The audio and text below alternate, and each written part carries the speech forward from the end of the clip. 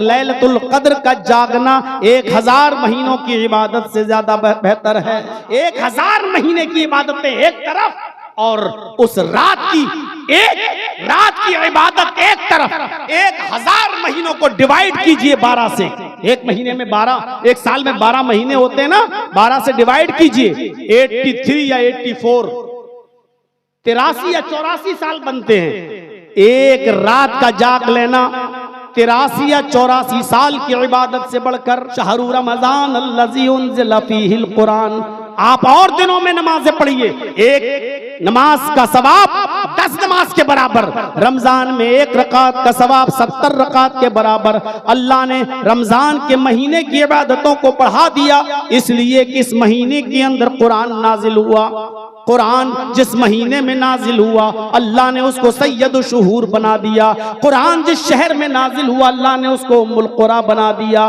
कुरान रमजान के जिस महीने की जिस रात में नाजिल हुआ अल्लाह ने उस रात को भी मामूली रात नहीं रहने दिया। लैलतुल क़द्र खैरुम मिन अल्फ़ि शहर। ये कुरान की बरकत, ये कुरान का करिश्मा, ये कुरान की खैर व बरकत है मेरे भाइयों।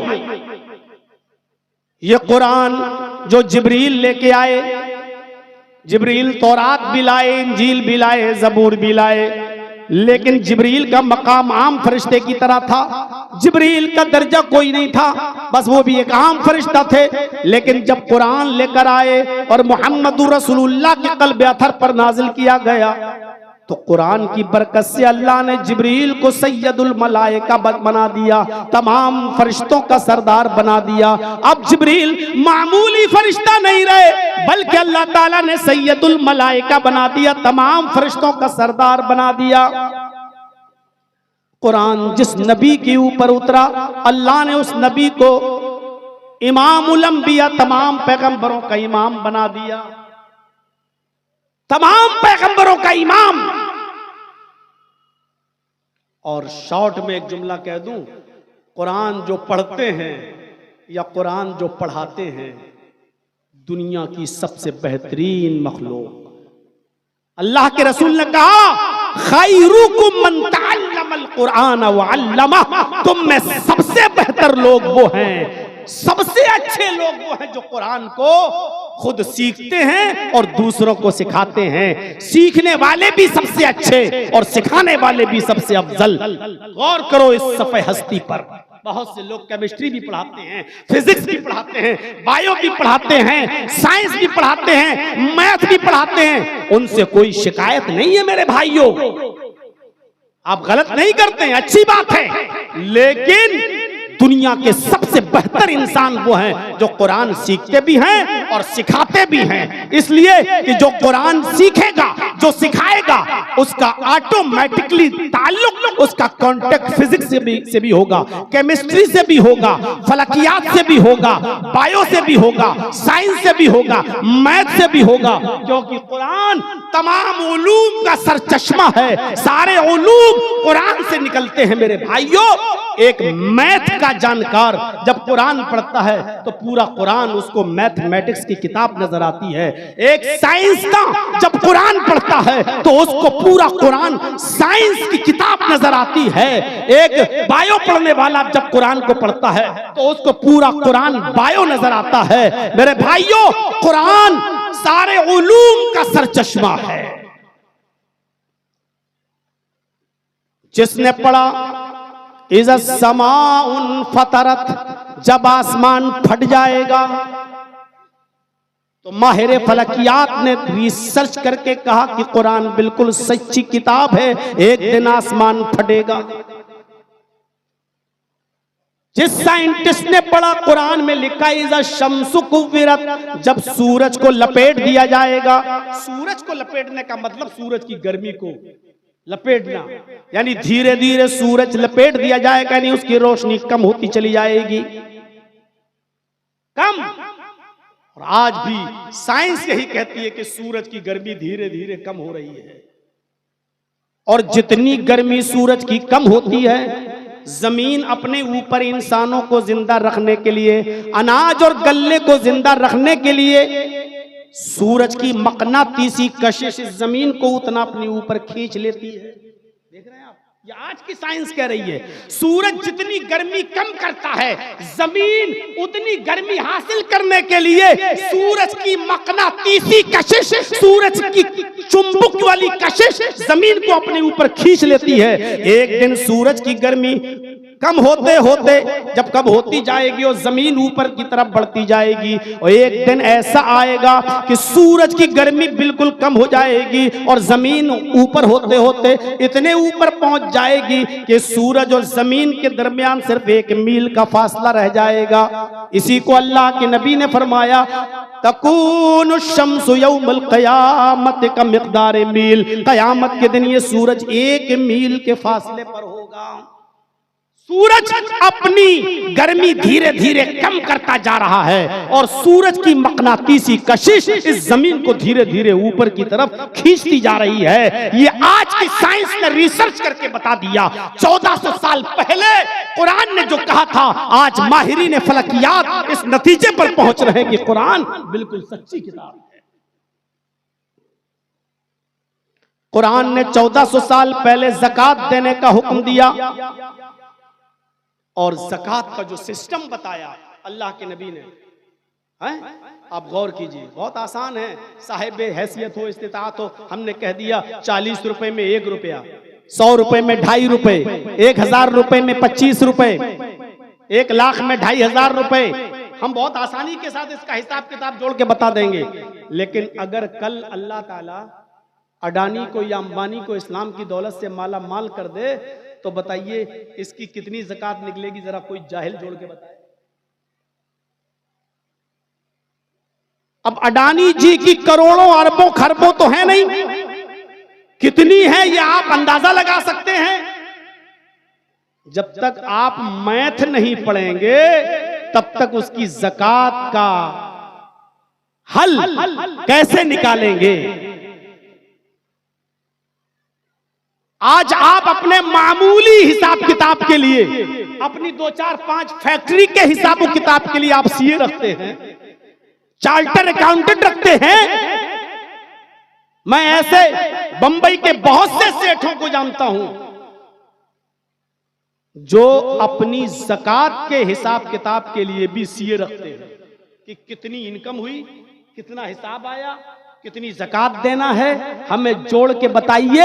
मेरे भाइयों बताओ, कुरान में आने वाली व ईताउ ज़कात, इस ज़कात के मसले को हल करने के लिए जब तक आप मैथ नहीं पढ़ेंगे ज़कात का मसला कैसे हल करेंगे? इसलिए कुरान के इल्म को हासिल करने के लिए जरूरी है कि आदमी मैथ भी पढ़े।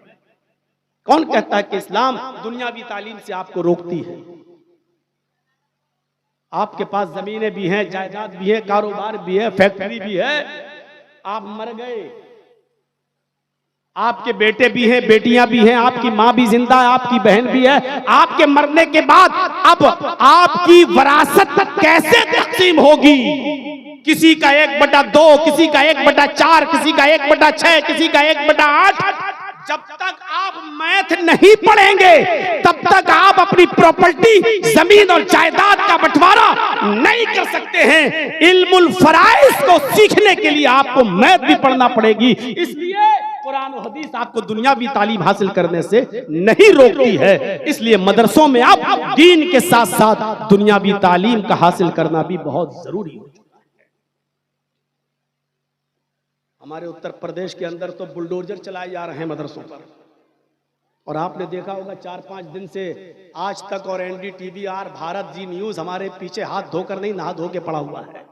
आप टीवी खोल के देख रहे होंगे, आज भी एक टीवी चैनल पे चला हुआ है और हमको ममता का दलाल कह रहा है आज भी, और यहां तक कह रहा है कि इस जहरीले भड़काऊ भाईजान पर कब लगाम कसी जाएगी। ये आज का बयान है, मेरे पास सेव है मोबाइल में।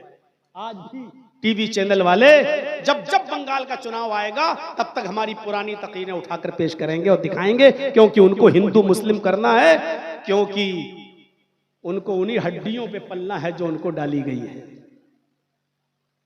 तो मेरे साथियों, इस्लाम दीनी तालीम से आपको नहीं रोकता है, दीनी तालीम के साथ दुनियावी तालीम से आपको नहीं रोकता है। आप कैसे हल करेंगे? और आपको बता दूं, भोपाल में एक डॉक्टर था जिसका नाम है डॉक्टर शिवशक्ति स्वरूप। मदरसों में नहीं पढ़ा, MBBS MS डॉक्टर, बेहतरीन सर्जन, और सर्जन भी हाथ पैर का नहीं, न्यूरो सर्जन, पूरा दिमाग निकाल के बाहर रख देता है, पूरा दिमाग निकाल के बाहर रख देता है, पूरा खोपड़ी खोल देता है, न्यूरो सर्जन, MBBS MS। 28 साल पहले कोई मरीज उसके पास आया, उसने उसका इलाज किया, कुछ दीनी बातें चलने लगी। पहले जहरीला जमाना नहीं था, पहले लोग एक दूसरे को समझते थे, प्यार मोहब्बत की बातें करते थे। इस डॉक्टर ने कहा, भाई आप बड़ी अच्छी बातें करते हैं, आपका बहुत भरोसा है अल्लाह के ऊपर, तो हमें भी कुछ कुरान उरान पढ़ने के लिए दीजिए। तो उस आदमी ने दूसरी मुलाकात में उसको इंग्लिश में कुरान दे दिया। कबाड़ी मार्केट नंबर 2 भोपाल में एक मस्जिद है अहले हदीस की, वो वहीं का रहने वाला था, और उसने वो डॉक्टर शिवशक्ति स्वरूप को वो कुरान दे दिया। डॉक्टर शिवशक्ति स्वरूप ने कुरान की चंद पारे इंग्लिश में पढ़े, लेकिन जब वो 18वें पारे में पहुंचा और उसकी नजर कुरान की इन आयात पर गई, लक़द ख़लक़नल इंसान मिन सुलालतिन मिन तीन थुम्मा जअलनाहु नुत्फ़तन फ़ी क़रारिन मकीन थुम्मा ख़लक़नन नुत्फ़ता अलक़तन फ़ख़लक़नल अलक़ता मुज़ग़तन फ़ख़लक़नल मुज़ग़ता इज़ामन फ़कसौनल इज़ाम लहमा। जब कुरान की इन आयतों पर डॉक्टर शिवशक्ति स्वरूप की नजर जाती है तो शज़दर रह जाता है और हैरान रह जाता है। वो कहता है कि इतनी अहम बातें 1400 साल पहले जब साइंस ने इतनी तरक्की नहीं की थी, अल्ट्रासाउंड मशीन भी नहीं बनी थी, मेडिकल साइंस ने भी इतनी तरक्की नहीं की थी, इतनी कीमती बातें अर्श वाले ने अल्लाह ने बताई है कुरान में, और मोहम्मदुर रसूलुल्लाह ने पूरी दुनिया को बता दी है। मोहम्मदुर रसूलुल्लाह तो साइंस क्या, वो अरबी जबान भी सही से पढ़े लिखे नहीं थे, किसी उस्ताद ने उनको पढ़ाया नहीं था, फिर कैसे मोहम्मद ने इतने पहले ये बातें बता दी? जरूर ये कुरान आसमानी किताब है। अल्लाह की कसम, डॉक्टर शिवशक्ति स्वरूप के पास कोई 40 दिन का चिल्ला लेकर नहीं गया, कोई 4 महीने की जमात नहीं गई, उसने सिर्फ कुरान पढ़ा, किसी मौलवी की तकरीर उसने नहीं सुनी, उसने सिर्फ कुरान की स्टडी की, कुरान का मुताला किया और इन आयतों पे पहुंचा तो समझ गया। वो एक साइंस पढ़ा था, बायो पढ़ा था, वो समझ गया कि कुरान में इतनी बड़ी मेडिकल साइंस बयान की गई है।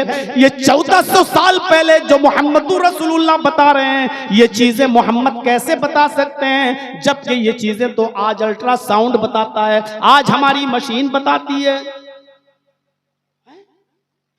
लक़द ख़लक़नल इंसान मिन सुलालतिन मिन तीन, हमने इंसान को मिट्टी के खुलासे से पैदा किया। 1400 साल पहले मोहम्मद को किसने बताया कि इंसान मिट्टी से पैदा है? ये तो आज की तहकीक कहती है, रिसर्च कहती है कि इंसान मिट्टी से पैदा है। तुम जअलनाहु नुत्फ़तन फ़ी क़रारिन मकीन, फिर हमने उस नुत्फे को, पानी के उस कतरे को एक मजबूत ठिकाने पर पहुंचा दिया। मोहम्मद को कैसे मालूम कि पानी का वो कतरा एक मजबूत ठिकाने पहुंच जाता है? ये तो हमारी अल्ट्रासाउंड मशीन कहती है। मियाँ बीवी मिलते हैं, मुजामियत करते हैं, सोहबत करते हैं, पानी का वो कतरा इतने मजबूत ठिकाने पर पहुंच जाता है कि बीवी खाना बनाए, रोटी बनाए, टहले चले, खाए पिए, घूमे फिरे, कुछ भी करे, लेकिन पानी का वो कतरा इतने मजबूत ठिकाने पे पहुंच जाता है कि वहां से टच से मस भी नहीं होता है। ये तो आज हमारी अल्ट्रासाउंड मशीन कहती है। मोहम्मद को इतने साल पहले, 1400 साल पहले किसने बताया कि वो पानी का कतरा एक मजबूत ठिकाने पर पहुंच जाता है?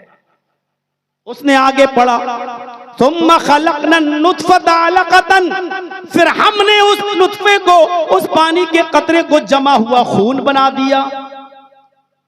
फ़ख़लक़नल अलक़ता मुज़ग़तन, फिर हमने उस जमे हुए खून को गोश्त का लोथड़ा बना दिया। फखलकनल मुज़ग़ता इज़ामन, फिर हमने उस गोश्त के लोथड़े को हड्डी बना दिया। फकसौनल इज़ाम लहमा, फिर उस हड्डी के ऊपर हमने एक्स्ट्रा गोश्त चढ़ा दिया, गोश्त पहना दिया।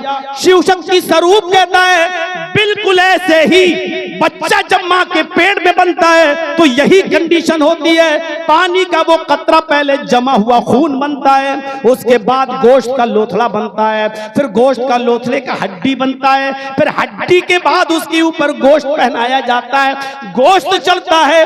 ये बात 1400 साल पहले मोहम्मदुर रसूलुल्लाह को किसने बताई? ये कुरान आसमानी किताब है। उसने ये चंद आयतें पढ़ी और पढ़ने के बाद उस जमाने में ना फोन चलता था मेरे भाइयों, ना मोबाइल था, ना नेट का जमाना था। उसने एक आदमी को भेजकर कुरान देने वाले को बुलवाया। जब कुरान देने वाला उसके पास पहुंचा मेरे भाइयों, तो उसने कहा कि हम इस कुरान पर ईमान ले आए हैं और हम इस किताब को आसमानी किताब मानते हैं और इस किताब के लाने वाले मोहम्मदुर रसूलुल्लाह पर ईमान लाने के लिए तैयार हैं। वो इज्जत के साथ कबाड़ी मार्केट की मस्जिद गली मार्केट नंबर 2 में अहले हदीस मस्जिद में जाने के बाद वो डॉक्टर इस्लाम कबूल कर लेता है, कलमा पढ़ लेता है, ला इलाहा इल्लल्लाह मुहम्मदुर रसूलुल्लाह का इकरार कर लेता है, इस्लाम ले आता है। आज उस डॉक्टर का नाम इस्लामुल हक है।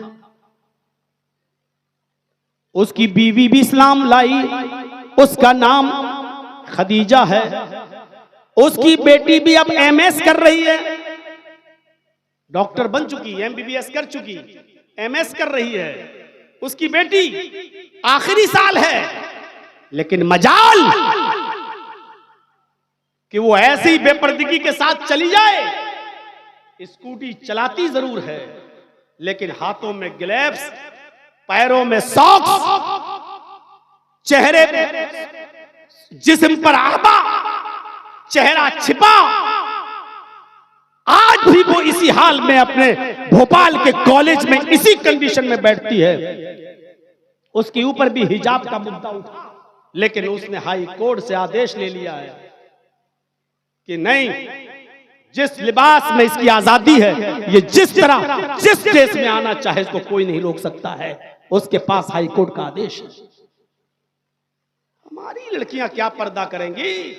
इन जलसों में भी जाओ तो जलेबियां खरीदती हुई नजर आएंगी और बुर्का भी होगा उनके पास, हवा भी होगा उनके पास, चूड़ियां भी खरीदती हुई नजर आएंगी।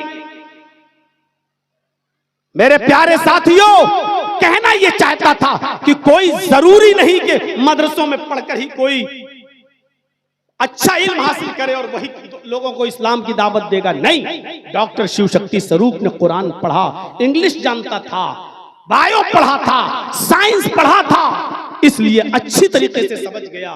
तो एक साइंस पढ़ने वाला कुरान जब पढ़ता है तो उसको पूरे कुरान में साइंस नजर आती है। एक मैथ पढ़ने वाला जब कुरान को पढ़ता है तो उसको पूरा कुरान मैथ नजर आता है।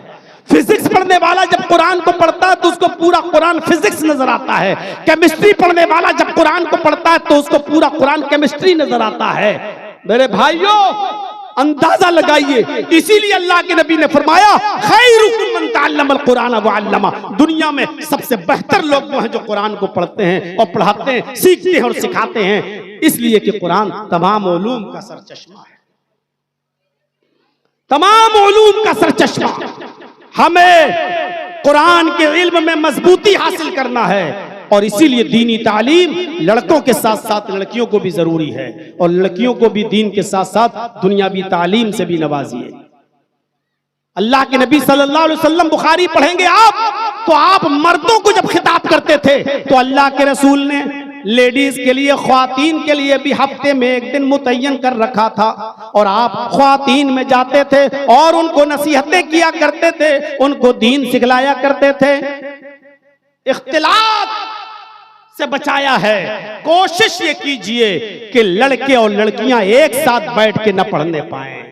अल्लाह के नबी सल्लल्लाहु अलैहि वसल्लम ने लेडीज की तालीम के लिए मर्दों के साथ उनको नहीं बिठाया, बल्कि ख्वातीन के लिए अलग से एक दिन मुतय्यन कर दिया, हफ्ते में एक दिन हम तुम्हें भी दीन सिखलाएंगे, इल्म बताएंगे, इल्म सिखाएंगे। मक्के में तालीम का दौर शुरू हुआ ज़ैद इब्ने अरकम के घर से। ये मक्के में पहला स्कूल था जो सिर्फ स्कूल की शक्ल थी इसकी। ज़ैद इब्ने अरकम के घर से ये मदरसा शुरू होता है और जब मदीने गए तो इसने हॉस्टल की शक्ल अख्तियार कर ली और बाहर से आने वाले लोग भी जब मेरे भाइयों इल्म हासिल करने लगे तो अल्लाह के नबी ने मस्जिद नबी के बाहर जो चबूतरा था जिसको सुफ़ा कहा जाता था, उसी सुफ़ा पर आपने उन सहाबा को ठहराया, उन लोगों को ठहराया और उनको दीन की दावत और दीन की तबलीग की। ये सुफ़ा एक हॉस्टल की शक्ल अख्तियार कर गया। तो मेरे भाइयों इल्म से जुड़िए, जोड़िए, बहुत जरूरी है तालीम का हासिल करना और दीन के साथ साथ दुनियावी तालीम भी हासिल करना। ये वक्त की एक अहम जरूरत बन चुकी है। हमारी कौम की बच्चियों को भी बताइए, दीजिए उनको भी दीन के साथ साथ दुनियावी तालीम जरूरी है। तालाबुल इल्म फरीज़तुन अला कुल्ल मुस्लिम में औरत भी शामिल है। आप इनको अलग नहीं कर सकते। ये हमारी सोसाइटी का एक हिस्सा है, ये हमारे समाज का एक हिस्सा है। अल्लाह के नबी सल्लल्लाहु अलैहि वसल्लम ने तो यहाँ तक फरमाया, जिसकी 3 बेटियां होंगी या जिसकी 3 बहनें होंगी, अगर उसने उनको पढ़ाया होगा, लिखाया होगा, अच्छा अदब सिखाया होगा, अच्छी तालीम दी होगी, हुस्ने अदब से लैस किया होगा और उनका निकाह अच्छे घराने में, दीनदार घराने में करा दिया होगा, तो वो शख्स जन्नत में मेरे साथ ऐसा रहेगा जैसे ये दोनों उंगली मिली हुई है। यानी लड़कियों को पढ़ाने वाला, लिखाने वाला, अच्छा अदब सिखाने वाला क़यामत के दिन मुहम्मदुर रसूलुल्लाह का पड़ोसी बनकर रहे। ये है लड़कियों की तालीम की अहमियत। इस्लाम क्या पढ़ाइए अपनी बच्चियों को भी। और आज के इस मौजूदा दौर में बहुत जरूरी है कि जो लोग अपनी बच्चियों को दीनी दुनियावी तालीम दे रहे हैं उनको दीनी तालीम जरूर दें। वरना आपको बताऊं, महाराष्ट्र के अंदर मैं जाता आता रहता हूं, बराबर 3 लाख लड़कियां ऐसी हैं सिर्फ महाराष्ट्र के अंदर। हम पूरे हिंदुस्तान की बात नहीं कर रहे हैं, सिर्फ महाराष्ट्र में 3 लाख लड़कियां ऐसी हैं जिन्होंने कोर्ट में एप्लीकेशन दे रखी है, मेरा नाम मरियम है, मेरा नाम जैनब है, मेरा नाम गुलफशा है, मेरा नाम जुर्रीन है, मेरा नाम ये है, सायरा है, साइमा, ये मेरे नाम है। मेरी उम्र इस वक्त 17 साल की है, अभी मैं अपनी मर्जी से शादी नहीं कर सकती। 1 साल के बाद मैं कोर्ट में आऊंगी, मैं जिस लड़के से शादी करना चाहूं मैं आजाद हूं, मैं शादी करूंगी। मेरा बाप और मेरा भाई इंटरफियर कर सकता है। लिहाजा अभी से मैं एप्लीकेशन दे रही हूं कि मुझे गैर मुस्लिम फला फला लड़के के साथ शादी करना है, कोर्ट मेरे लिए रास्ता निकाले। 3 लाख लड़कियों की एप्लीकेशन है, मुस्लिम लड़कियों की एप्लीकेशन है, सिर्फ महाराष्ट्र ही महाराष्ट्र के अंदर कोर्ट में दी जा चुकी है। आज सिर्फ दुनियावी तालीम और ये जिसमें इख्तिलाफ हो, ऐसी को एजुकेशन जिसमें लड़के और लड़कियां एक साथ बैठ के पढ़ रहे हैं, इसने आज हमारी लड़कियों को इतने हौसले दे दिए हैं कि वो अपने बाप और भाई के डर से पहले ही एप्लीकेशन दे दी है और कह चुकी हैं कि मैं दीपक से, मैं मिश्रा से, मैं पप्पू से, मैं गुड्डू से शादी करूंगी। मेरा बाप, मेरा भाई इंटरफियर कर सकता है। लिहाजा 1 साल के बाद मैं 18 साल की हो जाऊंगी और अपनी मर्जी की मालिक। बहुत जरूरी है उनको दीन, दुनिया की तालीम दे रहे हो तो दीनी तालीम जरूर दीजिए। आप जोड़िए। नहीं मालूम आपको, मैं हैदराबाद की आज भी एक लड़की को इतनी अच्छी तरीके से जानता हूं जिसने किसी गैर मुस्लिम से शादी कर ली, लेकिन 2 साल के बाद उस लड़के ने भी उसको तलाक दे दी। वो मां बन चुकी है, घर वालों ने एक्सेप्ट करने से इनकार कर दिया।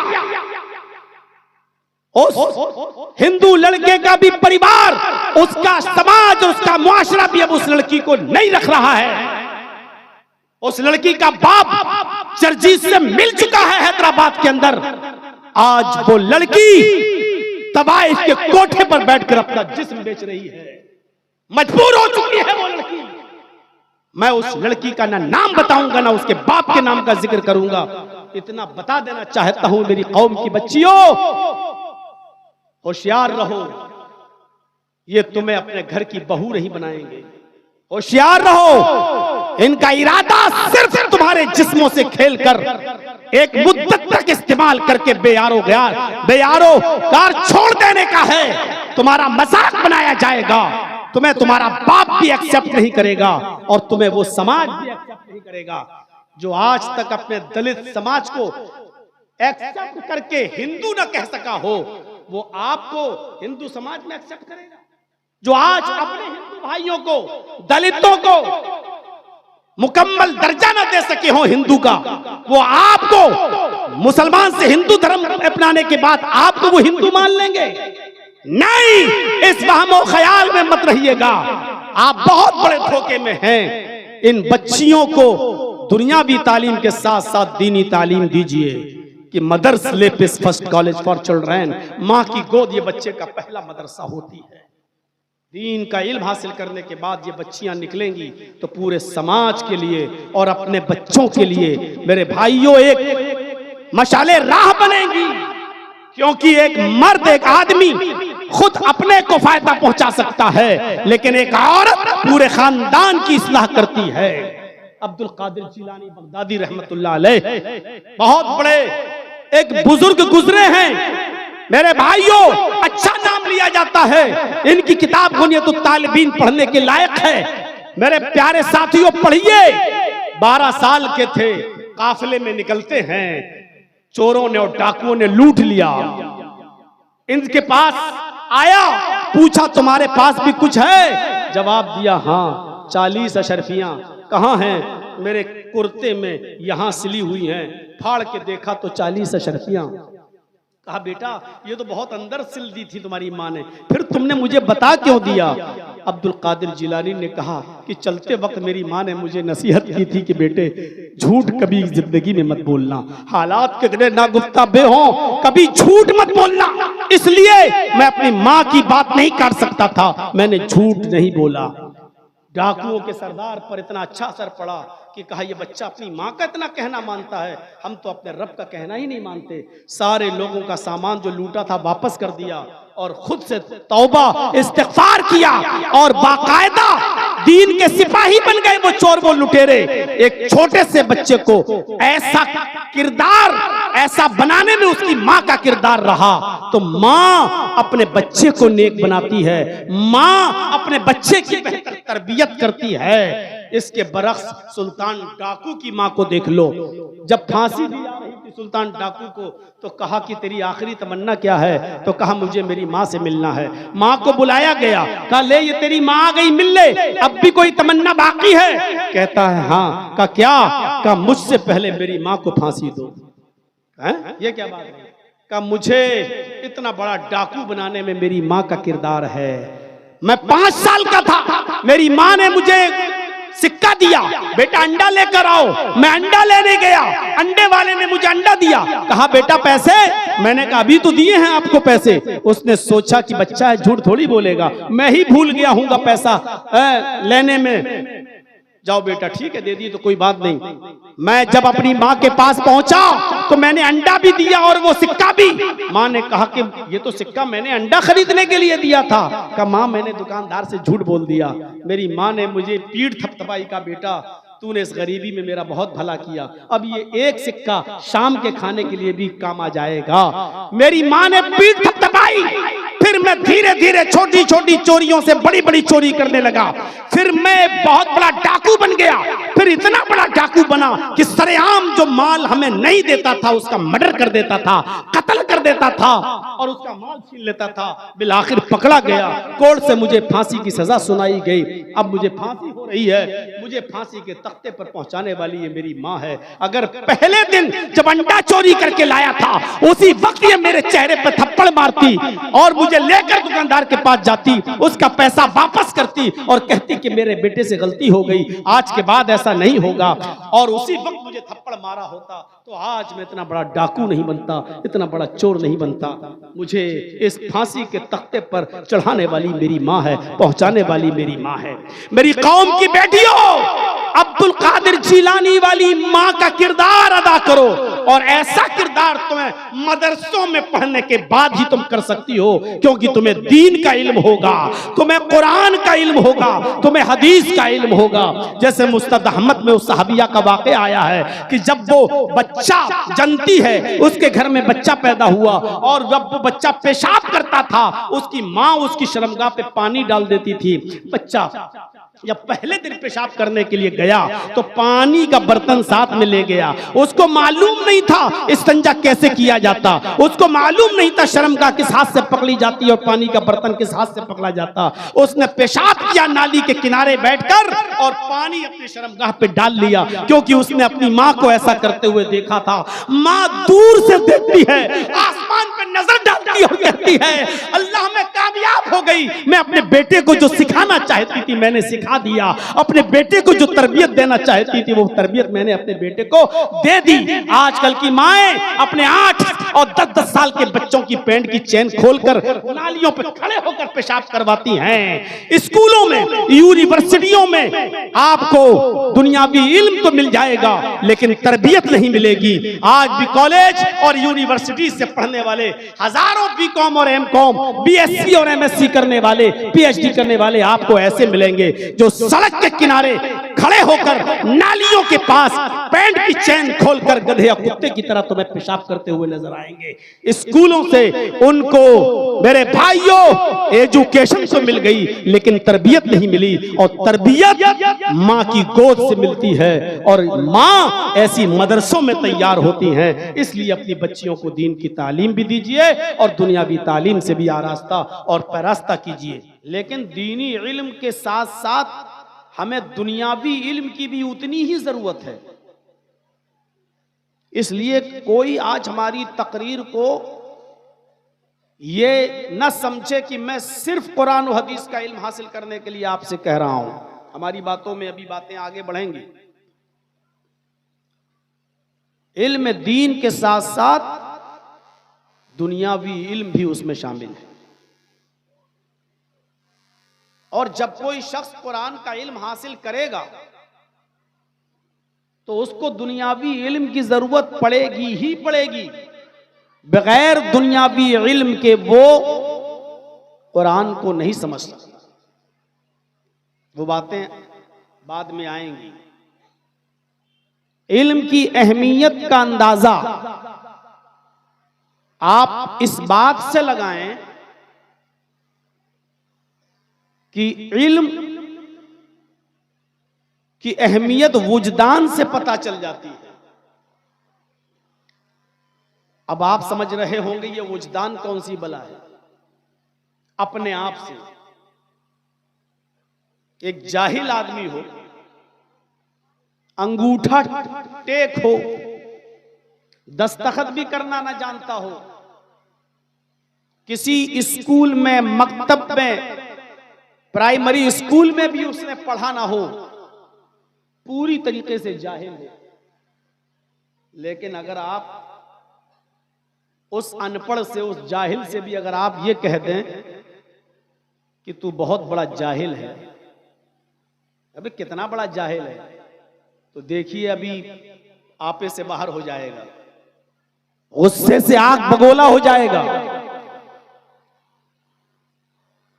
टूट पड़ेगा आपके ऊपर, मुझे जाहिल कैसे कहा। और फिर वो अपनी असली की हालत पे आ जाएगा, अबे तू जाहिल, तेरा बाप जाहिल, तेरा खानदान जाहिल, मुझे जाहिल कहता। इससे आप अंदाजा लगा सकते हैं कि एक जाहिल को भी अपनी निस्बत जहालत की तरफ एक्सेप्ट नहीं है, मंजूर नहीं है। एक जाहिल भी ये गवारा नहीं करता कि उसको कोई जाहिल कहे, लेकिन उसी जाहिल से अगर आप ये कहें कि माशाअल्लाह आप तो काफी पढ़े लिखे लग रहे हैं, क्या बात करते हैं, आपकी बातों में इल्म टपकता है, आप तो बहुत पढ़े लिखे लगते हैं, माशाअल्लाह आपका लहजा, आपके बात करने का अंदाज बड़े से बड़े पढ़े लिखे को फेल कर देता है, आप तो बहुत पढ़े लिखे लगते हैं। आपको गले लगा लेगा, घर पे रोटी खिलाने का दिल होगा तो पराठा खिलाएगा आपको, क्योंकि आपने उसकी तारीफ कर दी है। अब आपको चाय नहीं पिलाएगा, कॉफी पिलाएगा। भले ही वो जानता है कि मैं अनपढ़ हूं, जाहिल हूं, लेकिन आपने उसकी निस्बत इल्म से जोड़ दी। आपने उसको अच्छा पढ़ा लिखा कह दिया कि आप तो बहुत पढ़े लिखे लगते हैं। आप अंदाजा लगा लीजिए, इल्म की अहमियत का अंदाजा वजदान से लगता है, अपने आप से लग सकता है। जाहिल को भी जाहिल कहना गवारा नहीं है, सुनना गवारा नहीं। वो भी चाहता है कि लोग मुझे बहुत बड़ा आलिम समझें या मुझे पढ़ा लिखा समझें, वो भी यही तसव्वुर करता है। तो इल्म की अहमियत यह है। अल्लाह ताला ने दुनिया में हर इंसान को दिमाग देकर भेजा है। जो पैदा होता बच्चा वो भी दिमाग लेकर आता है, सबके पास दिमाग है। लेकिन ये दिमाग तन्हा काफी नहीं है। जैसे हर बच्चा जो पैदा होता है उसके पास आंखें भी होती हैं, आपके पास भी आंखें हैं, हमारे पास भी आंखें हैं। अब सवाल किया जाए किसी से कि आंखों का काम क्या है, आंखें क्या करती हैं, तो आप कहेंगे आंखों का काम देखने का है। सब यही जवाब देंगे, आंखों का काम देखने का है।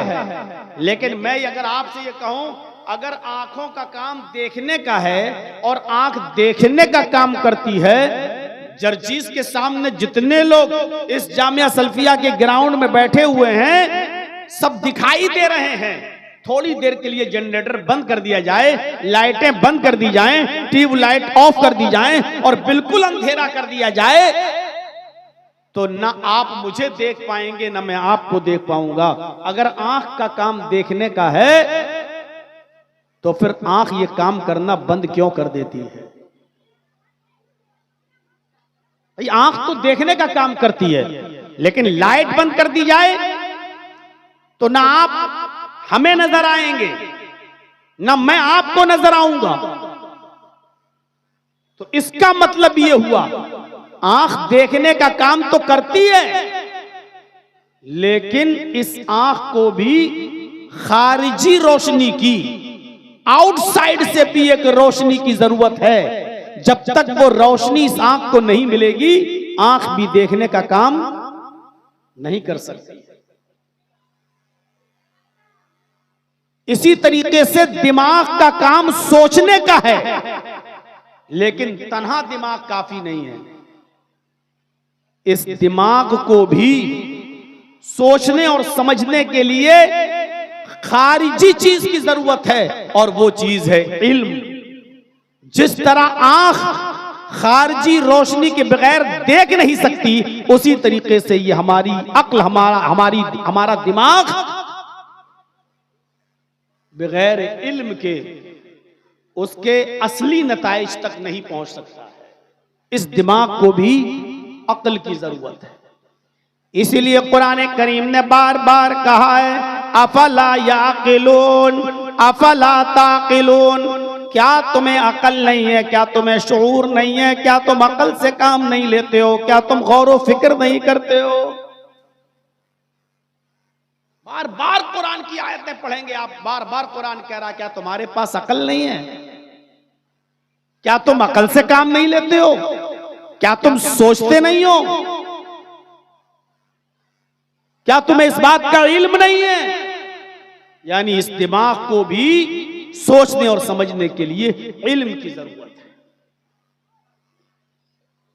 और इल्म की अहमियत का अंदाजा आप इस बात से लगाएं कि नबी अकरम सल्लल्लाहु अलैहि वसल्लम जब इस दुनिया में आए, बावजूद इसके कि आप पढ़े लिखे नहीं थे, आप उम्मी थे, अनपढ़ थे। जैसे माँ के पेट से जो बच्चा पैदा होता है वो पढ़ना लिखना नहीं जानता, ऐसे ही मोहम्मद रसूलुल्लाह भी पढ़ना लिखना नहीं जानते थे। पैदा हुए तो 2 महीने पहले बाप का इंतकाल हो चुका। 6 साल के हुए तो माँ भी इस दारे पानी से कूच कर गई। 8 साल के हुए तो दादा भी खैराबाद कहकर चले गए, दादा भी इस दुनिया में न रहे, पढ़ाए कौन?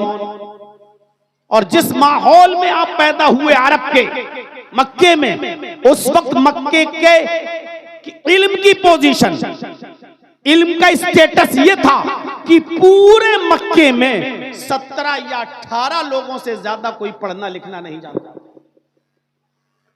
पूरे मक्के के अंदर पढ़ने लिखने का रवाज नहीं था।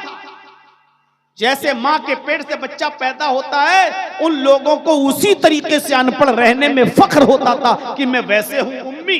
वो अपने आप को उम्मी कहलाते थे।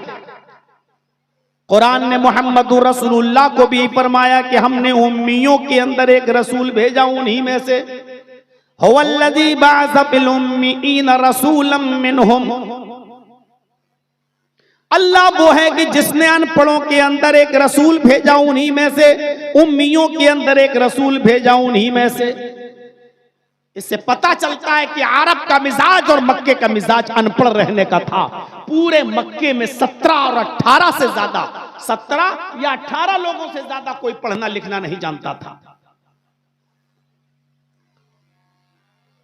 लेकिन आपको इल्म से इतनी मोहब्बत थी, नबी बनने के बाद, रसूल बनने के बाद आपको इल्म से ऐसा शौक़ था, आपको इल्म से ऐसी मोहब्बत थी कि आप इल्म की ज्यादती की दुआएं मांगा करते थे और पढ़ा करते थे, रब्बी ज़िदनी इल्मा, इलाहुल आलमीन मेरी इल्म में ज्यादती अता फरमा। अल्लाह के नबी उठते बैठते चलते फिरते ये दुआ पढ़ते रहते थे, और रब्बी ज़िदनी इल्मा, अल्लाह मेरे इल्म में ज्यादती अता फरमा। नबी होकर, रसूल होकर आप इस दुआ को पढ़ा करते थे, रब्बी ज़िदनी इल्मा। जो बच्चे मदरसों में पढ़ते हैं और जो स्कूलों में पढ़ते हैं, कॉलेज में पढ़ते हैं, उन बच्चों को भी इस दुआ को अपना वजीफा बनाना चाहिए। उठते बैठते चलते फिरते वो भी ये दुआ पढ़ते रहा करें, रब्बी ज़िदनी इल्मा, अल्लाह मेरे इल्म में ज्यादती अता फरमा, अल्लाह मुझे इल्म से नवाज, अल्लाह मुझे इल्म अता फरमा। नबी अकरम ये दुआ पढ़ा करते थे, रब्बी ज़िदनी इल्मा, आय अल्लाह मेरे इल्म के अंदर ज्यादती अता फरमा। फर्ज नमाजों के बाद जो दुआएं पढ़ी जाती हैं, फर्ज नमाजों के बाद जो दुआएं पढ़ी जाती हैं, उन दुआओं में एक दुआ अल्लाह के नबी सल्लल्लाहु अलैहि वसल्लम ने ये भी सिखलाई कि लोगों तुम ये दुआ पढ़ा करो, अल्लाहुम्मा इन्नी अस्अलुका इल्मन नाफिआ व रिज़्क़न तय्यबा व अमलन मुतक़ब्बला। इल्म की अहमियत का अंदाजा आप लगाइए। हर फर्ज नमाज के बाद जो दुआएं पढ़ी जाती हैं, हदीसों से साबित हैं, अस्तगफिरुल्लाह, अल्लाहुम्मा अंतस सलाम व मिनकस सलाम, अल्लाहुम्मा इन्नी अला ज़िक्रिका व शुक्रिका व हुस्न इबादतिक, आयतुल कुर्सी, कुल औज़ु बिरब्बिल फलक, कुल औज़ु बिरब्बिन नास, कुल हुवल्लाहु अहद। जो दुआ, ला इलाहा इल्लल्लाह वहदहु ला शरीका लह, लहुल मुल्क व लहुल हम्द व हुवा अला कुल्लि शैइन कदीर, जो ये दुआएं पढ़ी जाती है फर्ज नमाजों के बाद, उन्हीं फर्ज नमाजों के बाद अल्लाह के नबी ने ये भी दुआ बताई कि ये दुआ भी पढ़ा करो, अल्लाहुम्मा इन्नी अस्अलुका इल्मन नाफिआ, आय अल्लाह मैं तुझसे सवाल करता हूं ऐसे इल्म का जो नफा बख्श हो, ऐसा इल्म अता फरमा जो नफा दे, जो प्रॉफिट, लाभ पहुंचाए। हमें ऐसे इल्म से नवाज जो नफा बख्शे, व रिज़्क़न तय्यबा, और अल्लाह ऐसा रिस्क हमें अता फरमा जो पाकीज़ा हो, हलाल रोजी अता फरमा। दिन भर में 5 मर्तबा अगर कोई शख्स ये दुआ पढ़ेगा तो हराम रोजी की तरफ कभी बढ़ेगा? कितना इल्म से उसको नवाजा जाएगा। आय अल्लाह मुझे ऐसा इल्म अता फरमा जो नफा बख्श हो, व रिज़्क़न तय्यबा, और ऐसा रिज़्क़ अता फरमा जो हलाल हो, जो पाकीज़ा हो, व अमलन मुतक़ब्बला, और ऐसे अमल की मुझे तौफीक दे जो काबिल कबूल हो, जो भी अमल करूं वो कबूल हो जाए। ऐसा अमल हम ना करें जो कबूल ही ना हो। ऐ अल्लाह मुझे ऐसे अमल करने की तौफीक अता फरमा जो शर्फ कबूलियत बख्शा जाए, जो हम करें और फौरन कबूल हो जाए। ये दुआ सिखलाई मोहम्मद रसूलुल्लाह ने। उस शख्स ने ये दुआ बताई जो खुद अनपढ़ था, वो जिसने कभी मदरसे में तालीम हासिल नहीं की, जिसने कभी किसी के सामने जानुए तलम्मुस तह नहीं किया, उसने हमें ये दुआ बताई।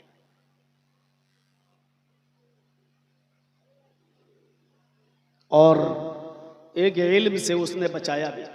ये भी कहा कि हर इल्म फायदेमंद नहीं है, इसलिए जब दुआ मांगो कि अल्लाह मुझे इल्म नफा बख्श इल्म अता फरमा, तो ये भी कहो और पनाह भी मांगो अल्लाह से, अल्लाहुम्मा इन्नी अऊज़ु बिका मिन इल्मिन ला यनफ़उ, अल्लाह मुझे ऐसा इल्म मत अता फरमा, मैं पनाह चाहता हूं तेरी ऐसे इल्म से जो नफा बख्श न हो, जो फायदेमंद न हो। दो तरीके के इल्म हो गए, एक इल्म से नफा पहुंचता है और एक इल्म वो है जो नफा नहीं पहुंचाता है। वो कहीं भी हो सकता है, वो दुनियावी इल्म भी हो सकता है और दीनी इल्म भी हो सकता है। दुनियावी इल्म आपने हासिल करके एमबीबीएस डॉक्टर बन गए, एमएस डॉक्टर बन गए, अब आप सबको लूट रहे हैं। 1000-2000 रुपए प्रॉफिट ले लीजिए, लेकिन मरने के बाद भी आप लाश को वेंटिलेटर पर रखे हुए हैं। अब वो वेंटिलेटर से उसका पेट फूला है, धक धक हो रहा है, रिश्तेदार समझ रहा है कि मेरा मरीज जिंदा है, हालांकि वो वेंटिलेटर की ऑक्सीजन से धड़क रहा है, हालांकि वो मर चुका है। लेकिन ये डॉक्टर बता नहीं रहा मरीज को कि तुम्हारा, उसके मालिक को, कि तुम्हारा मरीज मर गया। अब वो रोजाना 1 दिन 2 दिन 3 दिन 40,000 50,000 का बिल बनाकर तीसरे दिन कह रहा है कि साहब आपका मरीज मर गया, सॉरी मैं बचा नहीं पाया, और 3 दिन का 1.5 लाख रुपए उससे वसूल कर रहा है, जबकि उस डॉक्टर को मालूम था कि ये 3 दिन पहले मर चुका है। ये इल्म चाहे दुनियावी हो लेकिन गैर नफा बख्श है। और कुरान और हदीस का इल्म हासिल करने के बाद भी अगर गैर नफा बख्श हो, ना आप उससे फायदा उठाएं ना कोई दूसरा उससे फायदा उठाए, तो ये भी गैर नफा बख्श इल्म है। इसलिए फरमाया ये दुआ मांगा करो कि अल्लाह मुझे ऐसे इल्म से नजात अता फरमा जो नफा बख्श ना हो। अल्लाह के रसूल सल्लल्लाहु अलैहि वसल्लम ने कभी सदका नहीं खाया। एक बार आपके नवासे ने सदके का एक खजूर उठाया और मुंह में रखा, तो अल्लाह के रसूल सल्लल्लाहु अलैहि वसल्लम ने अपने नवासे का मुंह खोला और कहा कख कख फेंको फेंको थूको थूको।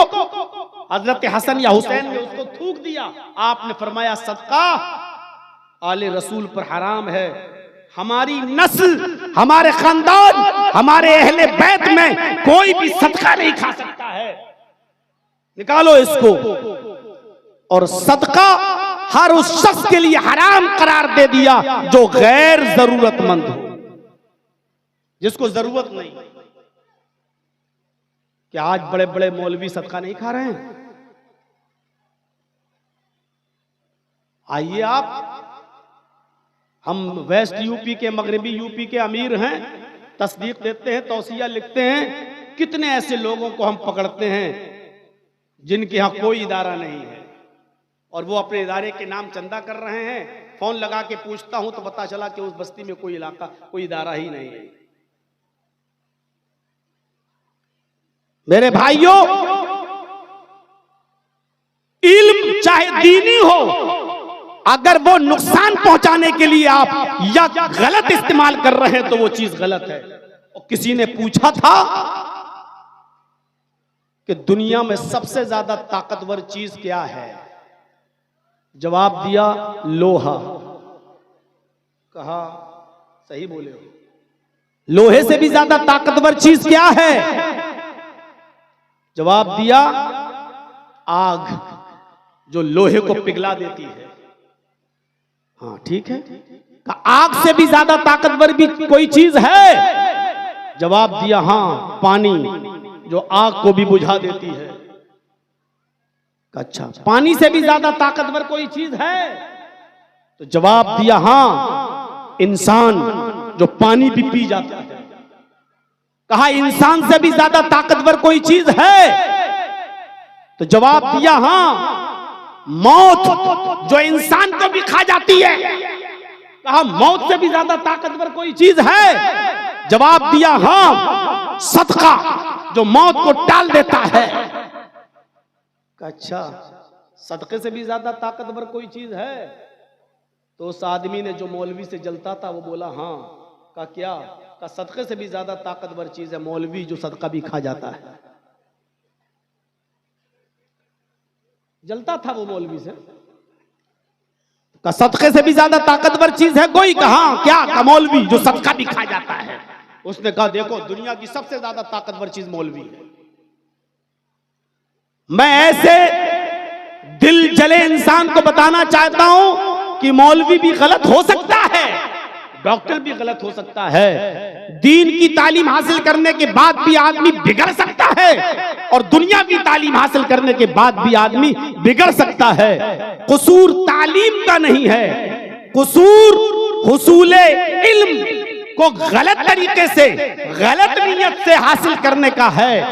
अगर आप छुरी बनाते हैं तो कसूर छुरी बनाने वाले का नहीं है, कसूर छुरी इस्तेमाल करने वाले का है। वो छुरी सब्जी काटने के लिए इस्तेमाल कर रहा है या किसी आदमी का मर्डर करने के लिए इस्तेमाल कर रहा है। छुरी बनाने वाला गलत नहीं है, छुरी का इस्तेमाल करने वाला गलत हो सकता है। अगर वो सब्जी काट रहा है तो ठीक, और अगर वो किसी इंसान का मर्डर कर रहा है तो गलत। इसी तरीके से इल्म ना इंग्लिश इल्म बुरा है, ना दुनियावी इल्म बुरा है, ना दीनी इल्म बुरा है, बल्कि उस इल्म को हासिल करने वाला किस इल्म का इस्तेमाल कैसे कर रहा है ये चीज देखी जाएगी मेरे भाई। यही जबान है। सुभान अल्लाह, अल्हम्दुलिल्लाह कहिए तो अच्छी चीज है, और इसी जबान से कहिए तेरी माँ का, तेरी बहन का, तो यही जबान बुरी चीज है। जबान बुरी नहीं है, जबान का इस्तेमाल जबान को अच्छा या बुरा बनाता है। इल्म बुरा नहीं है, इल्म का इस्तेमाल इंसान को अच्छा या बुरा बनाता है। इसीलिए अल्लाह के नबी सल्लल्लाहु अलैहि वसल्लम ने इल्म दीन को इतनी अहमियत दी, फरमाया मन खराजा फी इल्म, जो इल्म के रास्ते में निकला, जो इल्म को हासिल करने के लिए निकला, वह फी सबीलिल्लाह, वो जब तक इल्म हासिल करता है वो अल्लाह के रास्ते में होता है। वो जब तक इल्म हासिल करता है वो अल्लाह के रास्ते में होता है, उसको फी सबीलिल्लाह रहने का सवाब मिलता है, वो अल्लाह के रास्ते में है। हत्ता यरजिया, यहाँ तक कि वो हुसूल इल्म के बाद अपने घर लौट ना आए। ये मदरसों में पढ़ने वाले बच्चे जब तक मदरसों में पढ़ेंगे फी सबीलिल्लाह, ये अल्लाह के रास्ते में है, ये अल्लाह के रास्ते में है, और जब ये पढ़कर अपने घर पहुंच जाएंगे, अपने घर लौट जाएंगे, तब तक ये अल्लाह के रास्ते में रहेंगे। इसीलिए अल्लाह के नबी जनाब मोहम्मद रसूलुल्लाह सल्लल्लाहु अलैहि वसल्लम ने इल्म दीन की अहमियत को इस अंदाज से पेश करते हुए फरमाया कि अद्दुनिया मलऊनतुन व मलऊनुम मा फीहा, पूरी की पूरी दुनिया मलऊन है, पूरी की पूरी दुनिया काबिले लानत है, पूरी की पूरी दुनिया मलऊन है। वो मलऊनतुम मा फिया, और जो कुछ भी इस दुनिया में है सब कुछ मलऊन है, लानत है उस पर, जो कुछ भी दुनिया में है। इल्ला ज़िक्रुल्लाहि ताला व मा वाला, तिर्मिज़ी के अल्फाज, अल्लाह के नबी फरमाते हैं सिर्फ अल्लाह का जिक्र ऐसी चीज है जो काबिल लानत नहीं है, मलऊन नहीं है। वह आलिमन औ मुतअल्लिमन, और इस दुनिया में इल्म हासिल करने वाला आलिम और इल्म हासिल करने वाला मुतअल्लिम, यानी सीखने वाला और इल्म दीन सिखाने वाला, इन दोनों को छोड़कर पूरी सारी चीज मलऊन है। यानी हर वो तालीम, हर वो चीज जो आपको अल्लाह से दूर कर दे वो मलऊन है दुनिया की। इससे आप अंदाजा लगा सकते हैं कि इल्म की कितनी अहमियत है, इल्म का कितना बड़ा मकाम है। एक हदीस में अल्लाह के नबी फरमाते हैं इन्नल्लाह व मलाइकतहु व अहलस समावाति वल अर्ज़, अल्लाह भी, फरिश्ते भी, और जितनी मखलूक दुनिया में रहती है, अहलस समावाति वल अर्ज़, आसमान वाले भी और जमीन वाले भी, ये सब हत्तन नमलता फी जोहरिहा, यहां तक के सुराखों में रहने वाली चींटियां भी वहत्तल हूत, और समंदर में तैरने वाली मछलियां भी युसल्लूना अला मुअल्लिमिन नासी खैरा, इल्म हासिल करने वाले, इल्म पढ़ने वाले और पढ़ाने वालों के लिए दुआएं करते रहते हैं। अल्लाह भी, फरिश्ते भी, जमीन और आसमान की सारी मखलूक भी, यहां तक के चींटियां भी अपनी सुराखों में, और समंदर की मछलियां भी इल्म हासिल करने वालों के लिए सब दुआएं करते रहते हैं। इससे आप बहुत बखूबी अंदाजा लगा सकते हैं कि इल्म की अहमियत क्या है। आइए अब थोड़ा सा मैं रुख बदलता हूं आपका। नबी अकरम पर सबसे पहली जो आयतें नाजिल हुई उसका ताल्लुक भी इल्म से। गौर कीजिए, तौहीद के बगैर कोई इस्लाम नहीं ला सकता, मुसलमान नहीं हो सकता। जब तक वो ला इलाहा इल्लल्लाह मुहम्मदुर रसूलुल्लाह न पढ़ ले, इस्लाम में दाखिल नहीं हो सकता। और इस्लाम में दाखिल होने के बाद पहली चीज इकामिस सला, नमाज कायम करो, फिर इताइज ज़कात, ज़कात दो, फिर सौमी रमजान, रमजान के रोजे रखो, फिर वल हज, हज करो, खाने काबा की ज़ियारत। ये चीजें इस्लाम की बुनियाद हैं और इस्लाम इन्हीं पर टिका हुआ है। लेकिन मुहम्मदुर रसूलुल्लाह गारे हिरा में मौजूद है। वो गारे हिरा जहां आज भी लोगों को जाने में उसकी ऊंचाई देखते हैं नीचे से तो वहां तक पहुंचने में डर लगता है। अल्लाह के नबी उस गारे हिरा में हैं, रात के अंधेरे में, अभी नबी नहीं बने, उस गारे हिरा में जिब्राइल आते हैं और आकर कहते हैं इक़रा या मोहम्मद, आए मोहम्मद पढ़ो, आए मोहम्मद पढ़ो। आपने कहा माना बिकारी में पढ़ना नहीं जानता, तो क्या पढ़ूं, मैं तो पढ़ना ही नहीं जानता। जिब्राइल ने पकड़ा, खींचा और दबाया, जोर से छोड़ दिया और कहा इक़रा या मोहम्मद, आए मोहम्मद पढ़ो। बुखारी किताब बदिल वही पढ़िए। आपने कहा माना बिकारी में पढ़ना नहीं जानता, फिर छोड़ दिया, दबाया, फिर छोड़ दिया और फिर कहा तीसरी बार इक़रा या मोहम्मद, आए मोहम्मद पढ़ो। आपने कहा मैं पढ़ा हुआ नहीं हूं। फिर पकड़ा, फिर दबाया, इतनी जोर से दबाया कि अल्लाह के नबी फरमाते लक़द खशीतु अला नफ्सी, मुझे ऐसा लगा कि कहीं मेरी जान न चली जाए। फिर छोड़ दिया और छोड़ने के बाद कहा इक़रा बिस्मि रब्बिकल लज़ी खलक़, खलक़ल इंसान मिन अलक़, इक़रा व रब्बुकल अकरमुल लज़ी अल्लम बिल कलम, अल्लमल इंसान मा लम यअलम। पढ़ो उस रब के नाम से जिसने पैदा किया, जिसने इंसान को जमे हुए खून से पैदा किया। इक़रा व रब्बुकल अकरमुल लज़ी अल्लम बिल कलम, पढ़ो, पढ़ते जाओ, तुम्हारा रब बड़ा करम वाला है जिसने इंसान को कलम के जरिए इल्म सिखलाया, जिसने इंसान को कलम के जरिए इल्म सिखलाया। मेरे भाइयों गौर कीजिए कुरान की आयतों पर। इस्लाम जिन 5 चीजों पर टिका हुआ है, उन 5 चीजों में से कोई चीज सबसे पहले नाजिल नहीं हो रही है। सबसे पहले अगर कुरान की आयतें नाजिल हो रही हैं तो उन आयतों का ताल्लुक इल्म से। पूरी दुनिया शस्त्र है, बड़े बड़े, मैं गैर मुस्लिमों के स्टेज पर जा चुका हूं, मैं क्रिश्चियन लोगों के स्टेज पर भी गया हूं।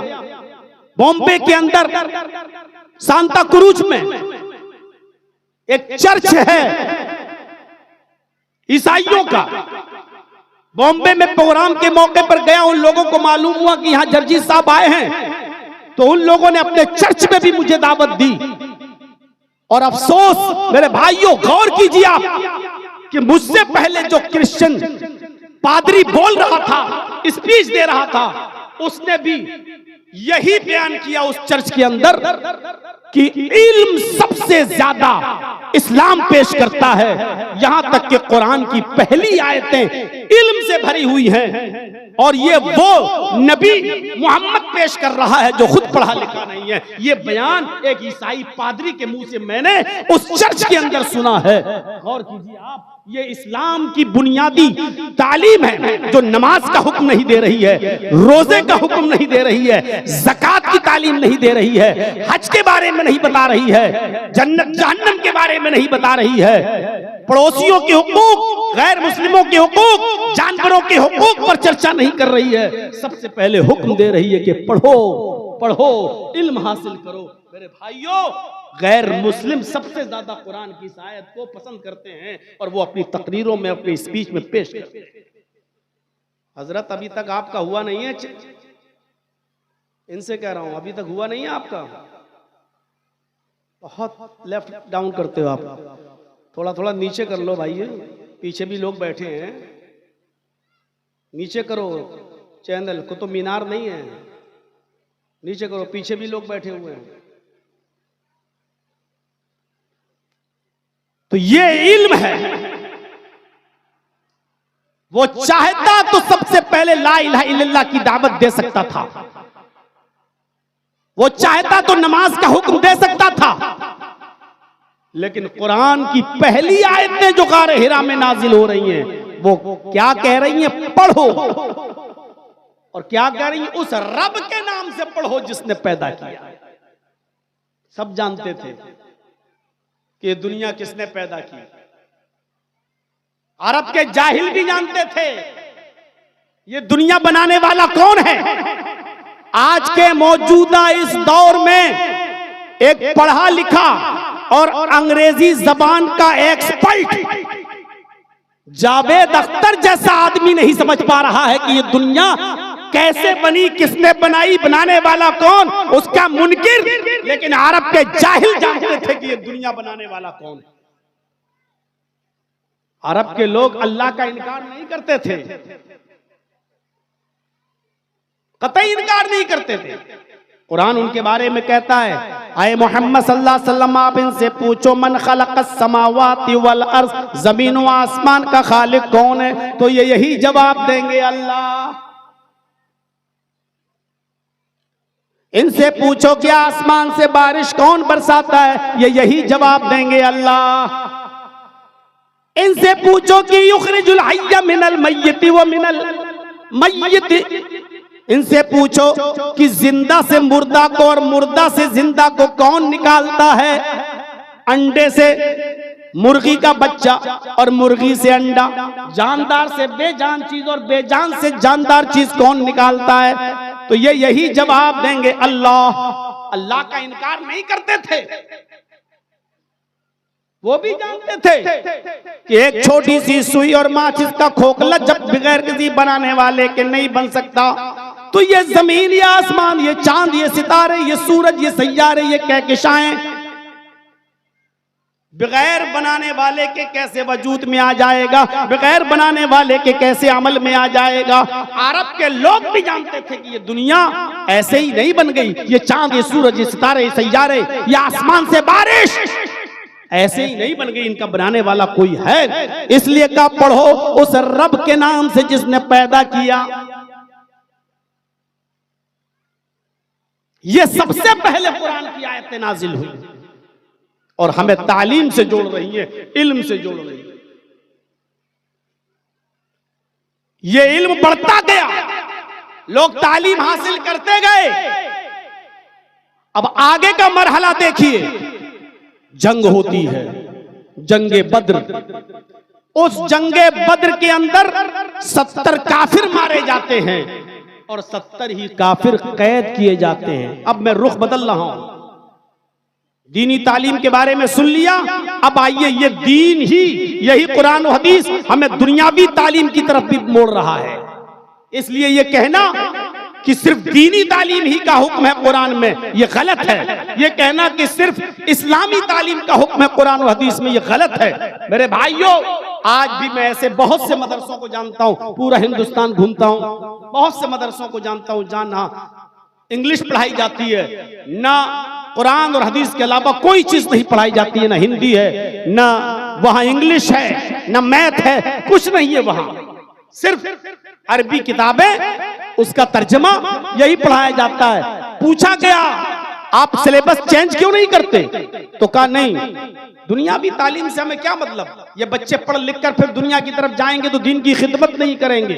मेरे भाइयों, उन मदरसों से जब बच्चे पढ़कर निकलते हैं और स्टेशन पर जब उनको रिजर्वेशन कराना होता है तो रिजर्वेशन फॉर्म नहीं भर पाते हैं वो लोग। वो बच्चे अपना फार्म दूसरों को दे देते। 8 साल और 10 साल मदरसे में पढ़ने के बाद भी रिजर्वेशन फार्म नहीं भर पाते। लोग उनको जाहिल समझते हैं कि मदरसे में पढ़ने वाले बच्चे जाहिल हैं। हमारा नजरियाती इख्तिलाफ किसी से हो सकता है, लेकिन शमाइल नदवी जैसे लोग भी मौजूद हैं जो मदरसे से पढ़ के निकले, नदवा के फारिग हैं, लेकिन इंग्लिश में उन्होंने अपने बाप जावेद अख्तर तक को हरा दिया। वो इंग्लिश जिसको फख्र था उस पर, यूएस और यूके जब जाता था जावेद अख्तर, तो वहां के लोग भी उसकी इंग्लिश सुनकर हड़बड़ाते थे और डिक्शनरी खोल के देखते थे कि जावेद अख्तर को इतनी अच्छी इंग्लिश इंडिया में रहने के बाद कहां से आ जाती है। ऐसा पढ़ा लिखा और अंग्रेजी का ज्ञानी और अंग्रेजी जानने वाला आदमी शमाइल नदवी की एक अंग्रेजी नहीं समझ पा रहा है और बार बार पूछ रहा है, साहब ये आप कोई आसान जुमले इस्तेमाल नहीं कर सकते हैं कि आप इसको थोड़ा सा आसान जुमलों में नहीं बोल सकते हैं। मैं आपका सही बात तो यह है कि मैं आपकी ये इतनी डिफिकल्ट इंग्लिश समझ नहीं पा रहा हूं। मदरसे के बच्चे जब दुनियावी इल्म हासिल करने पे आते हैं तो दीन के साथ साथ दुनियावी इल्म में भी पुख्ता होते हैं। मेरे भाइयों, हमारा उनसे नजरियाती इख्तिलाफ हो सकता है, लेकिन इस बात में मैं उनसे सहमत हूं कि दीन के साथ साथ दुनियावी इल्म भी हासिल करना इंतहाई जरूरी है। और हमें अपने मुल्क में रहना है तो दीन के साथ साथ दुनिया को भी लेकर चलना पड़ेगा। कुरान हमें कहीं नहीं रोकता है कि दीन के साथ साथ आप दुनियावी इल्म हासिल न करें, बल्कि अल्लाह ने फरमाया आखिरत भी मांगो और दुनिया भी मांगो। ये नहीं कहा, दुनिया को मलून कह दिया, लेकिन ये नहीं कहा कि दुनिया को छोड़ दो, बल्कि कहा कि दुनिया में भी बहुत सी अच्छी चीजें हैं, उनको लो, पकड़ो, हासिल करो। एक दुआ सिखलाई अल्लाह ने। जिन लोगों ने उम्रा किया होगा उनको मालूम होगा कि मुस्तलजिम से लेकर हजरे अस्वद जहां मौजूद है, इस कोने से लेकर इस कोने तक हजरे अस्वद तक आते वक्त जोर से हर आदमी को यही दुआ पढ़ना पड़ती है, चाहे वो उम्रा करने गया हो, चाहे वो हज करने गया हो, उसको ये दुआ पढ़ना पड़ती है, रब्बना आतिना फिद दुनिया हसनतन व फिल आखिरति हसनतन व क़िना अज़ाबन नार।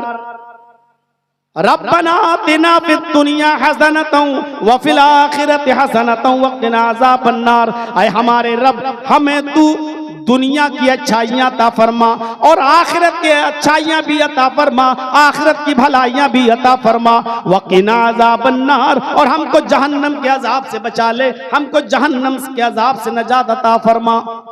अल्लाह ने तो दुआ सिखलाई बाकायदा कि दुनिया भी हासिल करो और आखिरत की तमन्ना भी करो। अल्लाह आखिरत की भलाइयां अता फरमा, आतिना फिद दुनिया हसना, और दुनिया की भलाइयां भी अता फरमा, और इसको दुआ करार दिया, ये दुआ मांगा करो।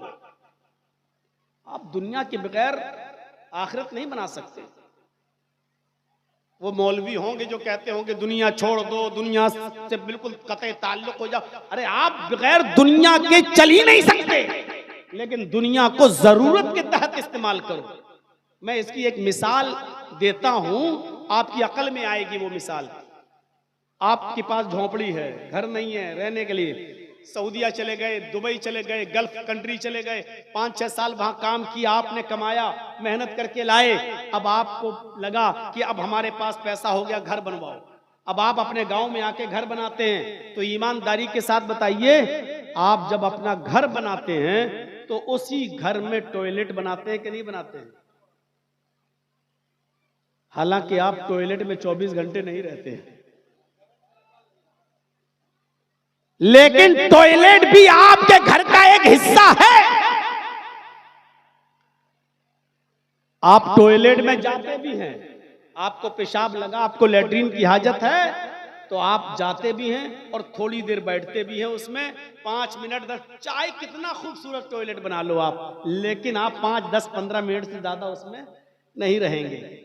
आप उसमें खुशबू भी लगा लो, सब कुछ लगा लो, लेकिन आप उस टॉयलेट में 5, 10, 15 मिनट से ज्यादा आप नहीं रहेंगे। फिर आपको निकलना है, क्या टॉयलेट को घर से बाहर निकाल दोगे? नहीं निकालोगे। क्यों? क्योंकि वो आपकी जिंदगी का एक हिस्सा, आपके घर का एक हिस्सा है।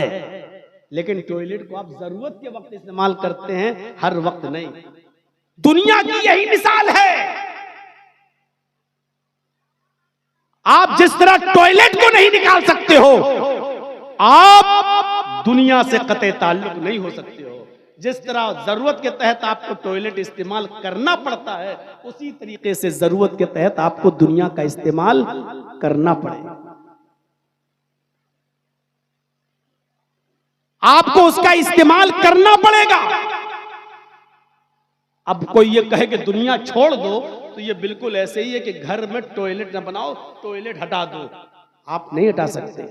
भले ही वो आपकी जरूरत का हिस्सा 24 घंटे उसमें नहीं रहते, उसी तरीके से आपको भी इस दुनिया में हमेशा नहीं रहना है। हमें और आपको आखिरत का सफर करना है, लेकिन आखिरत में अपना घर बनाने के लिए इसी दुनिया में भेजा गया है। इस दुनिया को हमें इस्तेमाल करना पड़ेगा, तौअन औ करहन, चाहे खुशी से इस्तेमाल करो और चाहे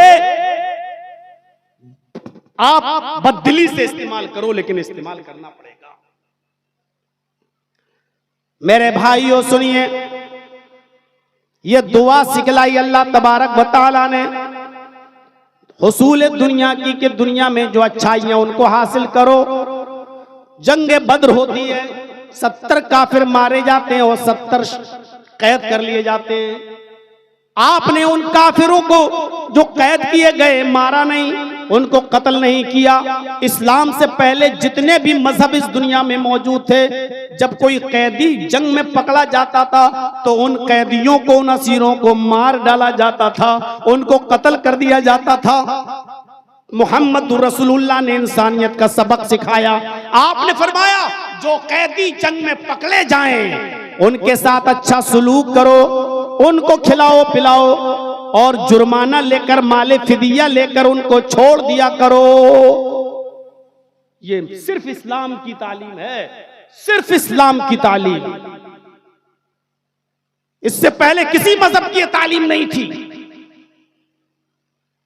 गुलाम बनाया जाता था इंसानों को, गुलाम। मोहम्मद रसूलुल्लाह से पहले लोगों को गुलाम बनाया जाता था और उनके साथ बुरा सलूक किया जाता था। खुद हमारे हिंदू भाइयों के अंदर भी गुलामों को के साथ बुरा सलूक, यहां तक कि सिर्फ ब्राह्मणों को, ऊंची जाति वालों को एक फौकियत, श्रेष्ठा दर्जा दिया गया और ब्राह्मणों के अलावा जितनी भी कौमें हैं वो सब नीची कौम हैं। और उन तमाम लोगों के लिए आज भी मनुस्मृति में लिखा हुआ है कि ये सब ब्राह्मणों की खिदमत के लिए पैदा हुई हैं, ये सिर्फ ब्राह्मणों की सेवा के लिए पैदा हुई हैं। आज भी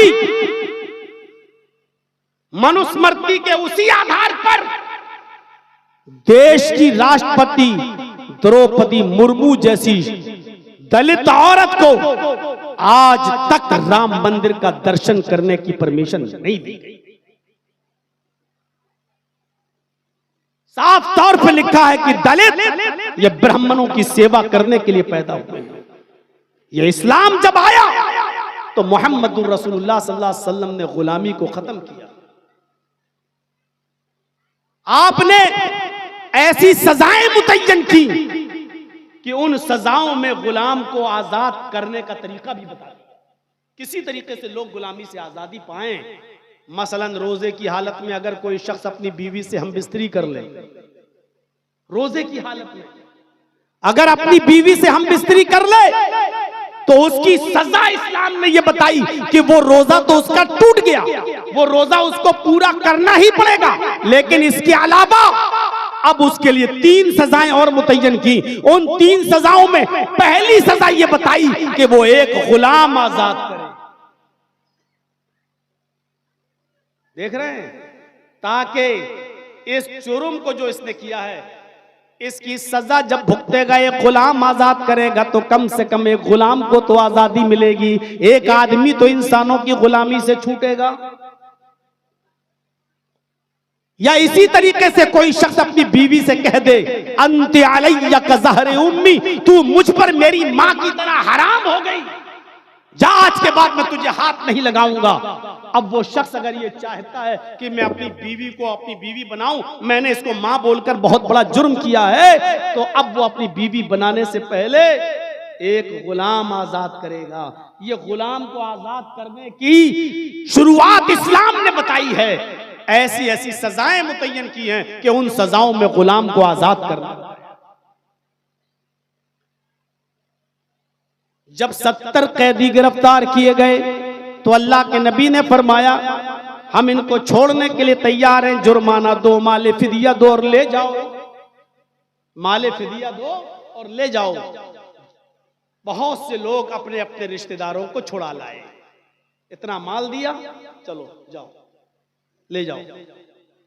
सिर्फ 10 काफिर ऐसे रह गए, 70 में 60 छोड़ दिए गए। सिर्फ 10 काफिर ऐसे रह गए जिनके रिश्तेदारों के पास माल नहीं था, जो अल्लाह के रसूल को माल देकर अपने कैदियों को छुड़ा लाएं। तो अल्लाह के नबी ने उन कैदियों से कहा कि तुम्हारे रिश्तेदारों के पास माल नहीं है और तुम भी जाना चाहते हो, कि हाँ जाना तो चाहते हैं लेकिन माल नहीं है। आपने फरमाया तुम्हें कौन सी जबान आती है अरबी के अलावा? उन्होंने जवाब दिया कि मुझे अरबी के अलावा अबरानी जबान आती है। अबरानी जबान, अबरानी। अल्लाह के नबी ने फरमाया तुम में एक आदमी मेरे 10 सहाबा को अबरानी जबान सिखाएगा। देख रहे हैं आप, तुम में एक आदमी मेरे 10 सहाबी को अबरानी जबान सिखाएगा। अब तुम जितनी जल्दी मेरे सहाबा को अबरानी जबान सिखा दोगे हम तुम्हें छोड़ देंगे। अब जल्दी जाने के चक्कर में इन लोगों ने मुहम्मदुर रसूलुल्लाह सल्लल्लाहु अलैहि वसल्लम के सहाबा को जल्दी से अबरानी जबान सिखा दिया और आपने भी छोड़ दिया। जब ये सहाबा अबरानी जबान सीख गए तो अल्लाह के नबी ने उनको उस मुल्क के अंदर भेजा जहां के लोग अबरानी जबान जानते थे। आपने फरमाया जाओ, अब तुम उस मुल्क के अंदर जाओ और अबरानी जबान में इस्लाम की दावत दो। जो लोग अरबी नहीं जानते आप उनको अरबी अबरानी जबान में इस्लाम पहुंचाओ, उनको तौहीद की दावत अबरानी जबान में दो, उनको इस्लाम की दावत अबरानी जबान में दो। अब उनको उनकी जबान में इस्लाम पहुंचाया गया और वो लोग भी इस्लाम लाए। इससे पता चलता है कि मुहम्मदुर रसूलुल्लाह सल्लल्लाहु अलैहि वसल्लम ने दूसरी जबान सीखने को मना नहीं किया और दूसरी जबान में इस्लाम की दावत और इस्लाम की तबलीग से मना नहीं किया है। इसलिए आज जरूरत है इन मदरसों को दीन के साथ साथ दुनियावी तालीम भी दें। मैं जानता हूं कि सबसे बेहतर तालीम कुरान की तालीम है और अल्लाह के नबी ने दीनी तालीम को फर्ज करार दिया। मन तलब, आपने साफ फरमाया तलबुल इल्म फरीज़तुन अला कुल्li मुस्लिम, इल्म दीन का हासिल करना हर मुसलमान पर फर्ज है। इसमें मर्द भी शामिल है, औरत भी शामिल है। क्या कहा गया? इल्म हासिल करना हर मुसलमान पर, ख्वाह वो मर्द हो या औरत, फर्ज है। फर्ज, ये फर्ज किफाया नहीं है। जो पढ़ना चाहे पढ़ ले और जो छोड़ना चाहे छोड़ दे। मौलाना किफायतुल्लाह सनाबली की बाकायदा तहकीक है इस मसले पर कि उन्होंने लिखा कि ये फर्ज ऐन है। जैसे नमाज फर्ज है, रोजा फर्ज है, हज फर्ज है, ज़कात फर्ज है, इसी तरीके से हर मुसलमान के लिए इल्म दीन हासिल करना, उसकी जरूरी तालीमात को हासिल करना, जरूरी दीन सीखना, जरूरत के मुताबिक, जरूरत के तहत, जरूरत बकद्र जरूरत इल्म दीन हासिल करना भी हर मुसलमान पर, चाहे वो मर्द हो या औरत, फर्ज। और आप जानते हैं कि इसमें कुरान सबसे आला किताब, यही वो किताब है।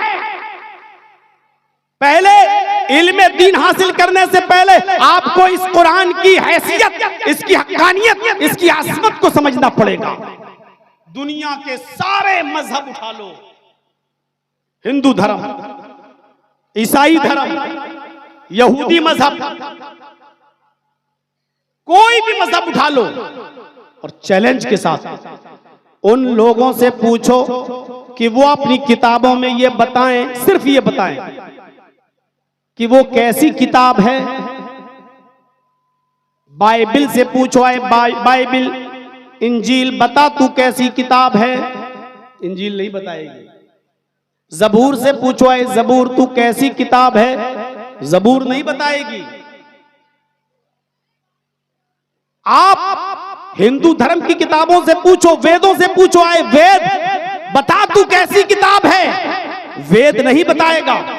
आप सवाल करिए, पढ़ जाइए पूरी बाइबल, पढ़ जाइए इंजील, पढ़ जाइए जबूर,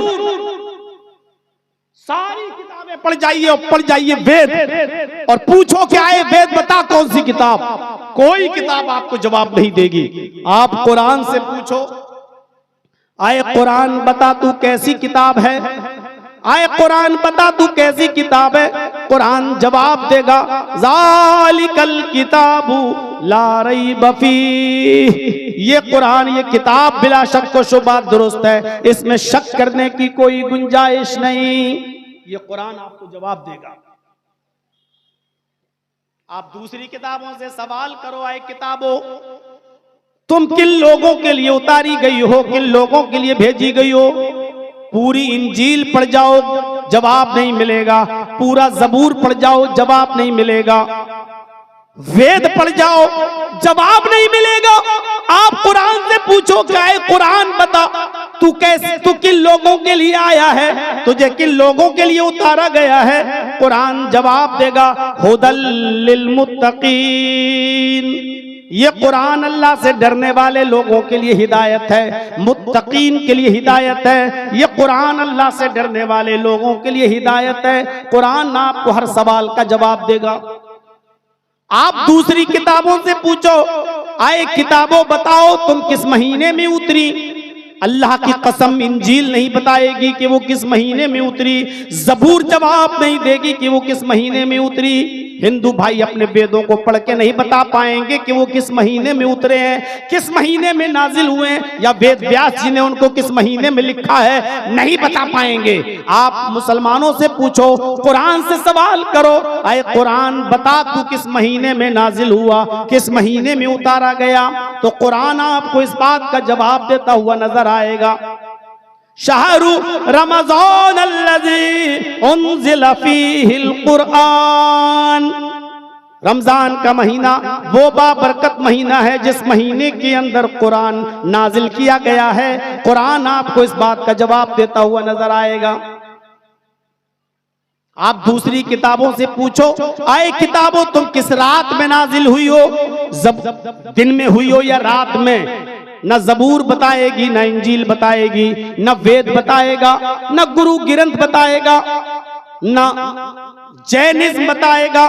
दुनिया की सारी किताबें खामोश, किसी के पास जवाब नहीं। कुरान से पूछो, है कुरान तू दिन में नाजिल हुआ या रात में नाजिल हुआ, कुरान जवाब देगा लैलतुल क़द्री खैरुम मिन अल्फी शहर, हमने इस कुरान करीम को रमजान में आने वाली लैलतुल क़द्र के अंदर नाजिल किया है, और लैलतुल क़द्र का जागना 1000 महीनों की इबादत से ज्यादा बेहतर है। ये जवाब मिलेगा कुरान से। तौरात से पूछो, है तौरात तुझे लाने वाला नबी कौन, तौरात खामोश। पूरी तौरात में नहीं लिखा होगा कि मैं मूसा पे उतरा या मूसा लेकर आए। इंजील से पूछो कि तुझे लाने वाला नबी कौन, पूरी इंजील खामोश। ईसा का जिक्र तो है, जीसस का जिक्र तो है, लेकिन ये इंजील जीसस पे ईसा पे उतरी, पूरी इंजील खामोश। वेदों से पूछो तुम्हें लाने वाला अवतार कौन, ऋषि कौन, पैगंबर कौन, वेद भी खामोश, वेदों में जवाब नहीं मिलेगा। आप कुरान से सवाल करो, आए कुरान तुझे कौन लेके आया है, तू किसके ऊपर नाजिल किया गया है, कुरान जवाब देगा नुज़्ज़िला अला मोहम्मद, ये इल्म खुदाबंदी को लेकर मोहम्मद रसूलुल्लाह नाजिल हुए हैं। ये कुरान मोहम्मद पर उतारा गया है, रसूलुल्लाह मोहम्मद रसूलुल्लाह के कल्ब अतहर पर नाजिल किया गया है। ये कुरान जवाब देता हुआ नजर आएगा। दूसरी किताबों से पूछो, आए किताबों क्या तुम्हारे अंदर चेंजिंग हुई है या हो सकती है नहीं? सारी किताबें खामोश। आप कुरान से पूछो, अरे कुरान क्या तेरे अंदर भी तब्दीली मुमकिन है? क्या तू भी बदली जा सकती है जैसे और किताबें बदल गई? कुरान जवाब देगा, नहनु नज़्ज़लना ज़िक्रा व इन्ना लहू लहाफ़िज़ून। हम ही ने इस कुरान करीम को नाजिल किया है और हम ही इसकी हिफाजत फरमाएंगे। यानी कुरान जिंदगी भर कभी तब्दील नहीं हो सकता है। कयामत की सुबह तक तमाम सेहूनी और सल्जूकी ताकतें आ जाएं, लेकिन कुरान का जबर जेर तो दूर, कुरान का नुक्ता भी नहीं बदल सकती। एक साहब उठे थे कुरान बदलने के लिए, सुप्रीम कोर्ट में एप्लीकेशन दी थी कुरान की 40 आयतों को निकाला जाए, ये जिहाद के लिए उकसाती हैं। सुप्रीम कोर्ट ने एप्लीकेशन को खारिज कर दिया और 1 लाख रुपए का जुर्माना भी लगा दिया। ऐसी एप्लीकेशन लेकर आते हो? चला था कुरान को बदलने, अल्लाह ने उसी को बदल दिया, वसीम रिजवी से त्यागी बना दिया। चला था कुरान बदलने, वही बदल गया। अभी सुनने में आया है कि जिस मठ वाले ने उसको मंत्र मंत्र पढ़ाए थे, वहां के लोगों ने कह दिया इसके मरने के बाद हम इसको भैया शमशान घाट में नहीं जलाएंगे, हमारा शमशान घाट अपवित्र हो जाएगा, नापाक हो जाएगा। और उसके घर वाले और उसके समाज के लोगों ने लखनऊ में पहले ही कह दिया है कि अभी ये हमारे कब्रिस्तान में भी दफन नहीं किया जाएगा, इसके लिए कोई एंट्री नहीं। देख रहे हैं आप, न वो शमशान घाट में अब जलाया जाएगा, न उसको कब्रिस्तान में दफन किया जाएगा। चला था कुरान बदलने, अल्लाह ने उसकी हैसियत ये कर दी, न खुदा ही मिला न विसाले सनम, न इधर का हुआ न उधर का। मेरे भाइयों, बदल दिया उसको, उसकी हैसियत देख लो अब क्या जो भी कुरान को बदलने की कोशिश करेगा मिट जाएगा, सफ़े हस्ती से तास-तास हो जाएगा। कुरान करीम का एक जबर जेर तो छोड़ो, एक नुक्ता भी नहीं बदल सकता है। इन्ना नहनु नज़्ज़लना ज़िक्रा व इन्ना लहू लहाफ़िज़ून। हम ही ने इस कुरान करीम को नाजिल किया, हम ही इसकी हिफाजत फरमाएंगे। ये बच्चे जो कुरान पढ़कर फारिग हुए हैं, अजीज तलबा, तुमने मामूली चीज हासिल नहीं की है, तुमने उस कुरान को हासिल किया है। इस कुरान के नुज़ूल से पहले मक्का उम्मुल खबाइस था, बुराइयों की जड़ था। कोई बुराई ऐसी नहीं थी जो मक्का में ना होती हो, लेकिन जब कुरान मक्के में नाजिल हुआ तो अल्लाह ने कुरान की बरकत से मक्का को उम्मुल कुरा बना दिया, तमाम बस्तियों की मां बना दिया। कुरान के नाजिल होने से पहले रमजान का महीना एक आम महीना था, जैसे मुहर्रम का महीना, सफर का महीना, रबीउल अव्वल का महीना एक आम महीना था, रमजान का महीना भी। लेकिन जब अल्लाह ताला ने कुरान को रमजान के महीने में नाजिल किया तो कुरान के नुज़ूल की बरकत से अल्लाह ने रमजान के महीने को सैयदुश शुहूर बना दिया, तमाम महीनों का सरदार। शहरु रमजान अल्लज़ी उन्ज़िला फ़ीहिल कुरान। आप और दिनों में नमाजें पढ़िए, एक नमाज का सवाब 10 नमाज के बराबर, रमजान में 1 रकात का सवाब 70 रकात के बराबर। अल्लाह ने रमजान के महीने की इबादतों को बढ़ा दिया, इसलिए कि इस महीने के अंदर कुरान नाजिल हुआ। कुरान जिस महीने में नाजिल हुआ अल्लाह ने उसको सैयदुश शुहूर बना दिया। कुरान जिस शहर में नाजिल हुआ अल्लाह ने उसको उम्मुल कुरा बना दिया। कुरान रमजान के जिस महीने की जिस रात में नाजिल हुआ अल्लाह ने उस रात को भी मामूली रात नहीं रहने दिया। लैलतुल क़द्र खैरुम मिन अल्फि शहर, 1000 महीने की इबादतें एक तरफ और उस रात की इबादत एक तरफ। 1000 महीनों को डिवाइड कीजिए 12 से, एक महीने में 12, एक साल में 12 महीने होते हैं ना, 12 से डिवाइड कीजिए, 83 या 84, 83 या 84 साल बनते हैं। एक रात का जाग लेना 83 या 84 साल की इबादत से बढ़कर, ये कुरान की बरकत, ये कुरान का करिश्मा, ये कुरान की खैरो बरकत है मेरे भाइयों।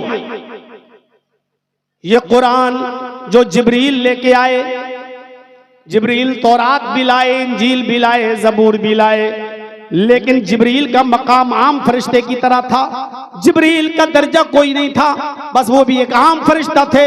लेकिन जब कुरान लेकर आए और मोहम्मदुर रसूलुल्लाह के क़ल्ब अथर पर नाजिल किया गया, तो कुरान की बरकत से अल्लाह ने जिब्रील को सैयदुल मलाइका बना दिया, तमाम फरिश्तों का सरदार बना दिया।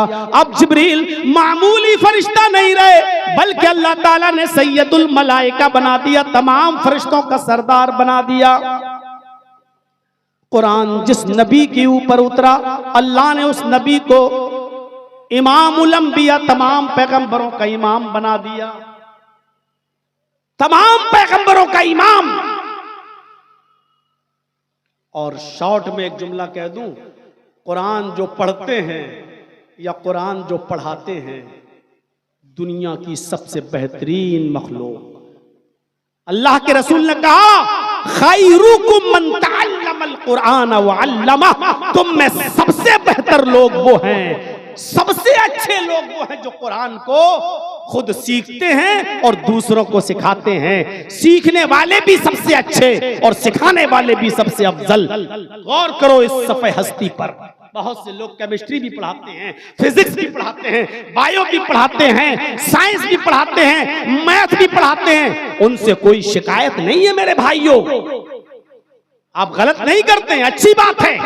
लेकिन दुनिया के सबसे बेहतर इंसान वो हैं जो कुरान सीखते भी हैं और सिखाते भी हैं। इसलिए कि जो कुरान सीखेगा, जो सिखाएगा, उसका ऑटोमेटिकली ताल्लुक उसका कांटेक्ट फिजिक्स से भी होगा, केमिस्ट्री से भी होगा, फलकियात से भी होगा, बायो से भी होगा, साइंस से भी होगा, मैथ से भी होगा। क्योंकि कुरान तमाम उलूम का सरचश्मा है, सारे उलूम कुरान से निकलते हैं मेरे भाइयों। एक मैथ का जानकार जब कुरान पढ़ता है तो पूरा कुरान उसको मैथमेटिक्स की किताब नजर आती है। एक साइंस का जब कुरान पढ़ता है तो उसको पूरा कुरान साइंस की किताब नजर आती है। एक बायो पढ़ने वाला जब कुरान को पढ़ता है तो उसको पूरा कुरान बायो नजर आता है। मेरे भाइयों, कुरान सारे उलूम का सरचश्मा है। जिसने पढ़ा इज़ा समाउन फतरत, जब आसमान फट जाएगा, तो माहिर फलकियात ने रिसर्च करके कहा कि कुरान बिल्कुल सच्ची किताब है, एक दिन आसमान फटेगा। जिस साइंटिस्ट ने पढ़ा, कुरान में लिखा इज़ा शम्सु कुव्विरत, जब सूरज को लपेट दिया जाएगा। सूरज को लपेटने का मतलब सूरज की गर्मी को लपेटना, यानी धीरे धीरे सूरज लपेट दिया जाएगा, यानी उसकी रोशनी कम होती चली जाएगी, कम। और आज भी साइंस यही कहती है कि सूरज की गर्मी धीरे धीरे कम हो रही है। और जितनी गर्मी सूरज की कम होती है, जमीन अपने ऊपर इंसानों को जिंदा रखने के लिए, अनाज और गल्ले को जिंदा रखने के लिए सूरज की मकनातीसी कशिश इस जमीन को उतना अपने ऊपर खींच लेती है। 1 घंटा 40 मिनट की ये तकरीर काफी है। कल बरहेट में भी बोलना है और परसों असगर साहब के इलाके में भी जाना है मुझे, यानी दिल्ली और मेरठ में, फिर उनकी सदारत में मेरा प्रोग्राम है। इसलिए मेरे भाइयों, इतना काफी है। आपसे गुजारिश है कि इस मदरसे को हम दुआ करिए, अल्लाह रब्बुल आलमीन दिन दूनी रात चौगनी तरक्की अता फरमाए। और इस मदरसे में जो बच्चे पढ़कर निकले, अल्लाह उनको दीन का सिपाही बनाए। और इस इदारे के लिए जो ताउन के लिए जलसे कराए जाते हैं, मैं 5 मिनट बैठा हूं, आपसे गुजारिश करता हूं कि मेरे हाथ पर भी आप इस इदारे के लिए जो ताउन करेंगे, इंशाअल्लाह उंगली कटा के मेरा भी शहीदों में नाम लिख जाएगा कि हमने भी कुछ न कुछ ताउन करा दिया। आप कितनी मोहब्बत करते हैं मुझसे, आज ये साबित कर दीजिए। और मेरे हाथ पर भी अगर आप कुछ देना चाहें तो दें। अल्लाह रब्बुल आलमीन से दुआ है कि बारे इलाह हमें इल्म से लैस होने की तौफीक अता फरमा और इल्म को हमारे लिए रहमत बना दे। बारे इलाह जब तक तू हमें जिंदा रख, इस्लाम पे जिंदा रखना। खातिमा जब मेरा हो तो ईमान हमारा हो तो ईमान पर फरमाना। वमा अलैना इल्लल बलागुल मुबीन व आखिरु दावाना अनिल हम्दुलिल्लाहि रब्बिल आलमीन। सलामु अलैकुम व रहमतुल्लाह।